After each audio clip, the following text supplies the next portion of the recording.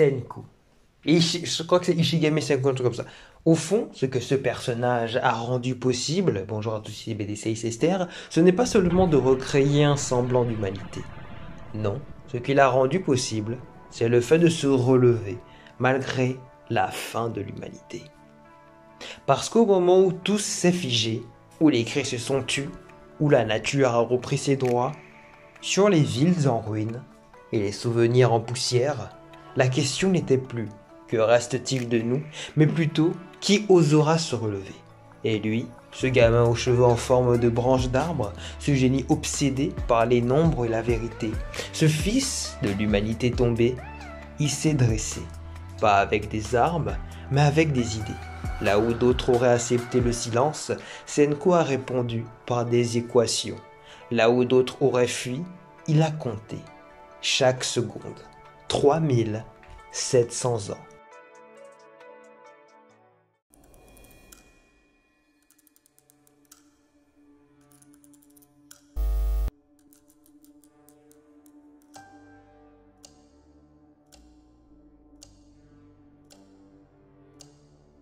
Il a gardé la mémoire, il a gardé l'humanité, il a gardé l'héritage, pas celui des rois, pas celui des dieux, mais celui des inventeurs, des rêveurs, des fous du savoir.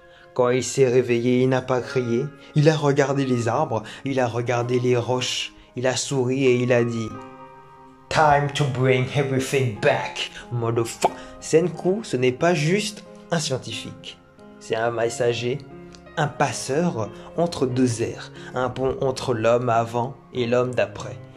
Il aurait pu survivre seul, du moins un certain temps. Il aurait pu construire une cabane, chasser, manger, dormir. Mais non, il a choisi de reconstruire un monde. Pas parce qu'il en avait besoin, mais parce qu'il croyait que les autres en valaient la peine. Parce qu'il croyait que l'intelligence humaine, aussi imparfaite soit-elle, méritait une seconde chance. Ce n'est pas une histoire de science-fiction, c'est une histoire humaine. Car au fond, la science de Senku, ce n'est qu'un outil. Ce qu'il défend, ce qu'il protège, c'est la capacité qu'a l'homme de se réinventer, de passer de la pierre à l'électricité, du feu à l'espace, de l'instant à la raison, de la peur à la connaissance. Et dans ce monde brisé, il fallait un homme pour rappeler que l'histoire ne se termine pas à la catastrophe. Il fallait un homme pour dire « ce n'est pas parce que tout est mort que tout est fini. Au contraire, c'est parce que désormais tout est plus ou moins mort que quelque chose de follement excitant peut désormais débuter. » Je ne vais pas trop mentir, au cours de cette vidéo, Senku est un personnage que j'ai enduré à écrire, à aimer, à apprécier et à voir évoluer. Car j'ai toujours trouvé ses actions, ses réussites et ses exploits plutôt trop faciles. Surtout si on part du principe que c'est censé être un manga réaliste. Lui et ses amis ne subissent que des péripéties sans vraiment se retrouver heurtés à un véritable obstacle, sans vraiment avoir à se dépasser scientifiquement. Puis j'ai relativisé et réalisé que je n'étais même pas moi-même un scientifique pour pouvoir donner et avoir un tel avis. Ce n'est qu'un avis de lecteur. Donc, en tant que condition de lecteur, il est de mon devoir d'accepter ce qui est en face de moi et de dire « Ok ». Après tout, peut-être que nos ancêtres aussi, s'ils avaient un mode d'emploi, auraient pu faire progresser l'humanité en, on va dire quoi, moins de 7 ans. Peut-être que l'évolution nous est cachée et qu'un visiteur du futur avec le bon livre pourrait sauver l'humanité et la faire progresser de manière fulgurante. Bref, peut-être que pour notre monde aussi, il nous faut un Senku, un être qui ne sauvera pas l'humanité en partant de rien, mais plutôt qui usera de tout le savoir de son époque pour en faire évoluer une autre. Après tout, c'est pour cela qu'il s'est battu. Au début contre Tsukasa, puis contre tous ses autres adversaires, car l'humanité aura toujours son Senku. Un homme avec une grande soif de savoir, peu importe combien de fois il meurt, ou le nombre d'écrits qu'il laissera. Il a toujours su, et c'est ça qui le fait autant vibrer, que la connaissance, contrairement à tout, survivra toujours, du moins tant qu'il y aura des hommes prêts à sortir de leur état végétatif pour faire progresser leurs conditions et rendre leur vie follement excitante.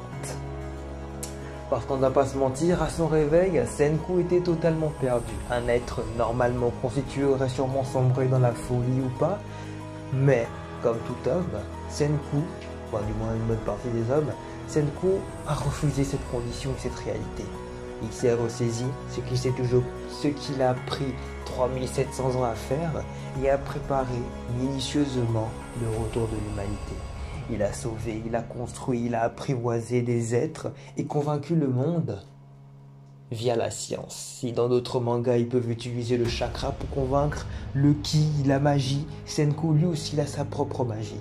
Une magie qui demande peut-être un peu plus d'effort, un peu plus de technique, un peu plus de main d'œuvre, mais une magie qui, une fois qu'elle est bien maîtrisée et transmise, elle est follement excitante. Je vais beaucoup dire excitante parce que franchement, le personnage de Senku, comme je l'ai dit, m'a convaincu. En fait, déjà que le manga, le style Boichi est pas mal, surtout à dessiner. Donc, je n'ai pas lu le manga, je suis en train de terminer l'animé. J'ignore si la saison 4, si la dernière saison est sortie à ce moment-là. Mais je dévore ce manga depuis un certain temps. Et même si je trouve ça aussi très triste, malheureusement, que Tsukasa ne soit plus mis en avant, pourtant je pensais que c'était le némésis de d'autres héros, la force pure contre l'intelligence pure. Je trouve ça un peu dommage qu'il soit un peu moins mis en avant, comparé à Taiju. Même Taiju, je le déteste. Comparé à Chrome, par exemple. Bon, après, Chrome, c'est le disciple, donc on y va, on prend. Bref, j'aime beaucoup Dr. Stone. C'est un manga que j'ai commencé il y a pas mal de temps, 2020, Covid, que j'ai lâché, puis que j'ai retrouvé. Et je ne vous cache pas que j'ai été assez content de retrouver cet animé et une bonne ambiance. C'était fun, acceptable, bien. Et vraiment, je conseille à tous de connaître ce personnage et à l'apprécier comme je cherche encore une fois et encore plus à l'apprécier. Car Senku, même si c'est un héros, c'est aussi un enfant. Un enfant qui a eu des rêves et qui réussira, malgré les conditions de ce monde, à les réaliser. Un enfant qui a aimé son père et qui en retour a été aimé par son père. Car c'est grâce à lui qu'il est là aujourd'hui. Non seulement parce que le don de l'éducation, mais aussi parce que son père, oui, a tout mis en œuvre pour construire ce futur. Tout comme tout parent devrait faire, j'imagine. Être capable, malgré les conditions de son monde, d'offrir un futur à la prochaine génération. Pour que la prochaine génération elle-même puisse construire un futur à une autre qui en fera de même encore et encore. Merci à tous d'avoir regardé cette très courte vidéo sur le monde magnifique de Dr. Stone. On se dit à la prochaine pour une prochaine vidéo. J'espère que les vidéos vous plaisent vraiment beaucoup. Du coup, je te fais un clin d'œil. Bye.